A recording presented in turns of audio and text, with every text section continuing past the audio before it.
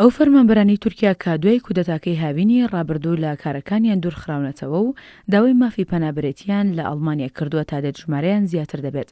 بە گوێرەی راپۆرتێکی هەفتەنامەی شپیگەڵی ئەڵمانی تا ئێستا نزیکەی 450 دیپلۆماتکار و ئەفسەر و دادوەر و فەرمانبەری تری حکوومەت لەگەڵ ئەندامانی خەزانەکانیاندا داوای مافی پەنابەرێتیان لە ئەڵمانیا کردووە. زۆربەی ئەو کەسانەش لەلایەن حکوومەتی تورکیاوە تۆمەتی ئەویان دراوەتە پاڵ کە لایەنگری لە ڕەوتی خزمەتی فەتحوڵای گیولەن دەکەن و بەشداریان لەو کودەتایەدا کردووە.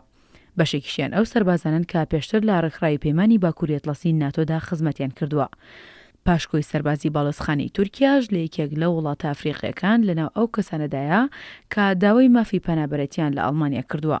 بە گوێرەی ئامارێکی فەرمانگەی کۆچ و پەنابەرانی ئەڵمانیا ساڵی ڕابردوو تێگڕا 1700 هاوڵاتی تورکیا داوای مافی پەنابەرێتیان لە ئەڵمانیا کردووە. شپێگەڵ ئاماژەی بۆش کردووە ساڵی 2016 لە سەدا هەشتی ئەو کەسانی داوای مافی پەنابەرێتیان لە ئەڵمانیا کردووە داواکانیان بەهەند وەرگیراوە و پێشبینیشی کردووە لەم ساڵدا ئەو ڕێژەیە زیاتر بێت. ئەویش لەسەر بنەمای راپۆرتێکی وەزارەتی دەرەوەی ئەڵمانیا سەبارەت بە ڕەوشی ناوخۆی تورکیا و ڕاوەدونان و سەرکوتکردنی ئەوانەی گومانیان لێ دەکرێت لایەنگری گیولەن بن. لەو راپۆرتەی وەزارەتی دەرەوەی ئەڵمانیادا هاتووە چەندین بەڵگەی حاشە هەڵنەگەر لە بەردەستدایە سەبارەت بە سەرکوتکردنی ئەو کەسانی بە تۆمەتی لایەنگریکردن لە فەتحوڵای گیولەن دەستگیرکراون.